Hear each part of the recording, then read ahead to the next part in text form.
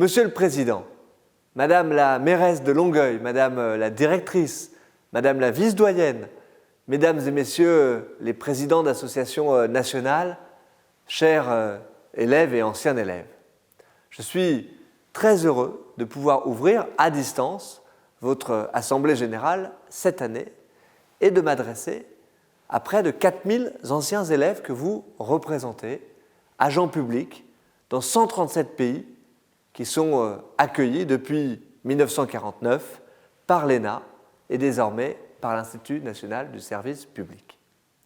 Pour la première fois, vous allez accueillir en votre sein les 41 anciens élèves du cycle international long. Ils sont rentrés à l'ENA en septembre 2021 et ils sont sortis à l'Institut national du service public il y a quelques semaines. C'est une étape très importante dans la vie de votre confédération, mais également de la jeune histoire de l'Institut que j'ai à cœur de construire avec vous. Je veux vous le dire, votre réseau est une composante essentielle du rayonnement sur la scène internationale de l'INSP. C'est une composante essentielle pour faire rayonner le modèle d'excellence qu'il porte. Vous êtes les premiers ambassadeurs de notre ambition internationale pour l'Institut et je tenais à vous remercier très chaleureusement pour cet engagement. Vous allez échanger dans les heures qui viennent sur les grands défis que nous rencontrons toutes et tous au sein de nos services publics. L'adaptation de nos administrations aux enjeux de transformation numérique. Je pourrais citer la cybersécurité pour donner simplement un des pans de ces enjeux-là. Aux défis des services publics exemplaires que nous devons bâtir, facilitateurs de la transition écologique. Ce défi est au cœur de notre ambition collective. De pouvoir construire aussi des services publics en pointe des transformations sociétales pour atteindre l'égalité professionnelle réelle entre les femmes, entre les hommes. Je n'irai pas plus loin aujourd'hui, mais je voulais mentionner ces quelques grands défis qui sont devant nous. Et pour les relever, votre expérience, les solutions que vous pourrez apporter, les réflexions que vous conduisez, elles sont essentielles au ministre de la Transformation et de la Fonction publique que je suis.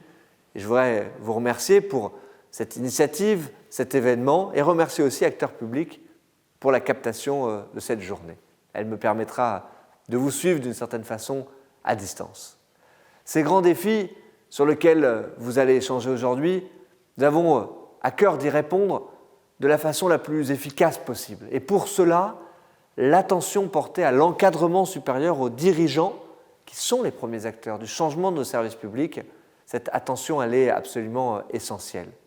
Mieux armer la haute fonction publique face aux grandes transitions, j'en ai fait le cœur de ma feuille de route. Je l'ai fait dans la continuité des orientations qui ont été définies par le président de la République le 8 avril 2021. Et mieux armer l'encadrement supérieur, ça passe d'abord par la formation initiale et continue, et je sais que c'est une conviction que nous partageons tous. Vous y êtes très attentifs.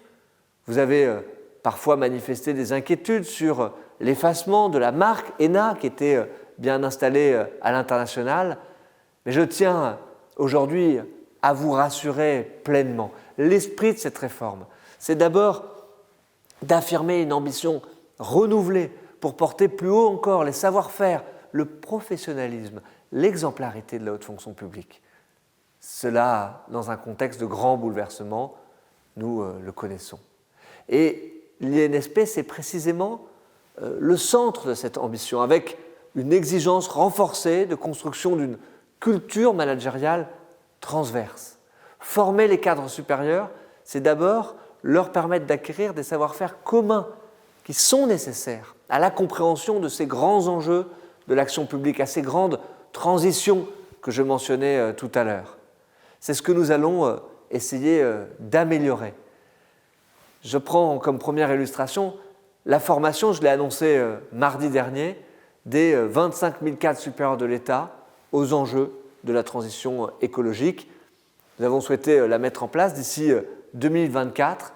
C'est le programme de formation à la transition écologique le plus ambitieux qui n'ait jamais été porté dans la fonction publique et l'INSP est et sera naturellement l'opérateur de cette formation.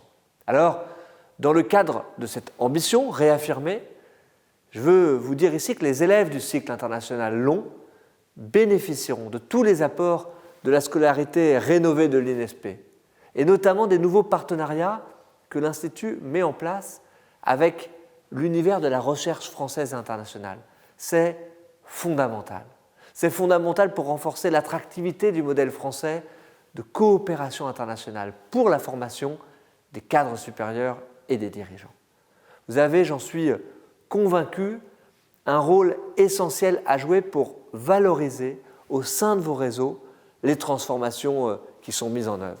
Vraiment, je regrette de ne pas pouvoir être avec vous aujourd'hui. C'était un petit peu loin et compliqué pour pouvoir l'organiser, mais je vous proposerai de nous rencontrer dans le cadre d'un temps dédié, j'espère d'ici la fin de l'année 2022, avec l'ensemble des associations membres de la Confédération.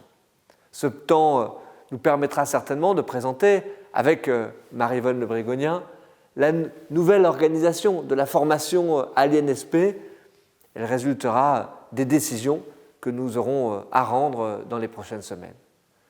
J'en suis convaincu, nous pourrons construire ensemble une nouvelle page de l'histoire de la coopération internationale en matière de formation de nos cadres supérieurs et dirigeants des services publics. Alors, il me reste très simplement et très chaleureusement à vous dire longue vie à la Confédération. À bientôt.